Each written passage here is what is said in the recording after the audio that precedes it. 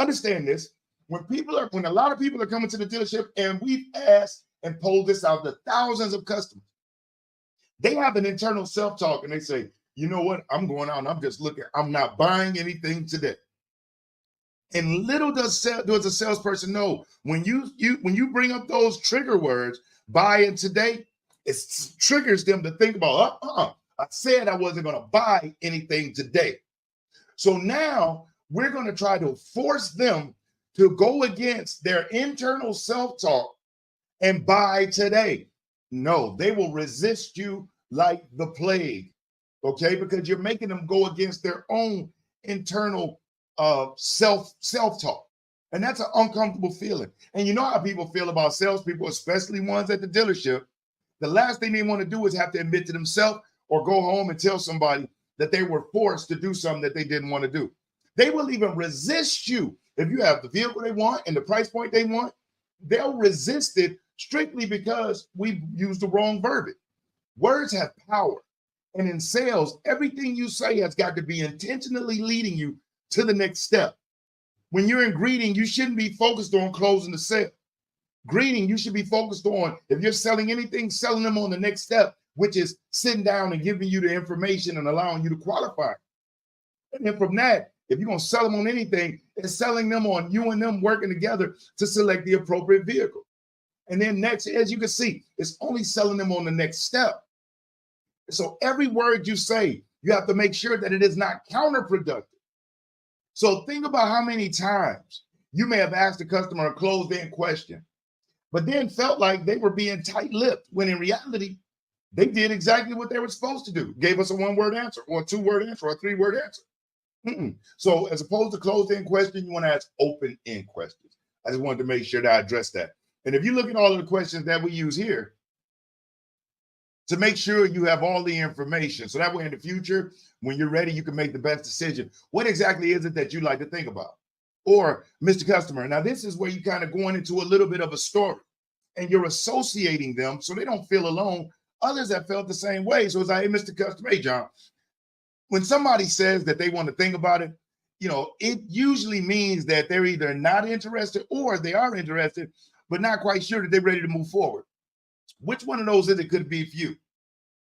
I'm just not quite sure.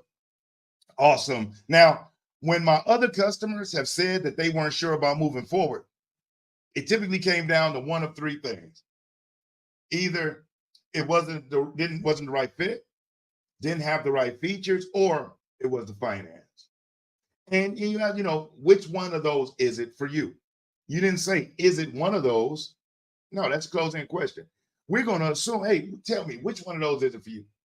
And if you sit back and be quiet and keep that pen in your hand, looking down at that sheet of paper, because you should be taking notes, looking down at that sheet of paper, like as if you're anticipating, expecting them to say something, a lot of times they will. They will. And you want to learn to use what's called layered questions. Well, when you ask the question and they give a response, there's another question you can ask to help them elaborate more. So let's just say, you say, which one of those is it for you?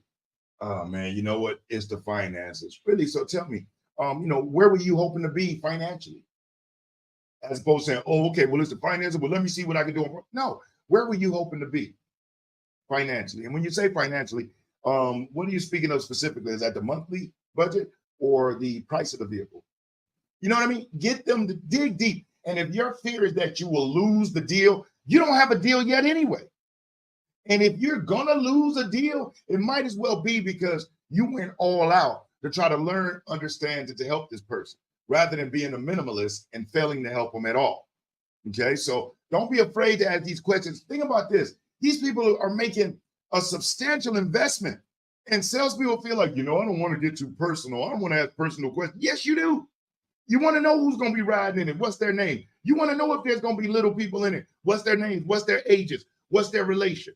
Why? So that when you're explaining the vehicle features, when you're talking about this vehicle, as opposed to saying you and your significant other or you and your kids, you can use specific names that are relevant to them, familiar to them, which helps them paint a better and a clearer mental picture. Please know that in sales, every word you say is helping that customer create a mental picture. Every question you ask is helping this customer create a mental picture.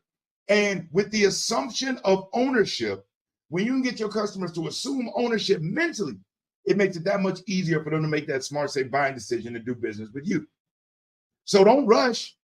People want to know that the person they're dealing with appreciates them, wants to learn more about them. This is why so many people feel the automotive industry sucks. They feel like they're just a number and nobody really cares. They just want to get their business. That shouldn't be the fact. This individual or these individuals are helping you be able to facilitate a specific lifestyle, because without them, you don't earn. So it should be genuine in how we react and how we respond to these customers. And we should genuinely be wanting to ask them questions to learn more and better understand where they're coming from. Okay. Now, the next one.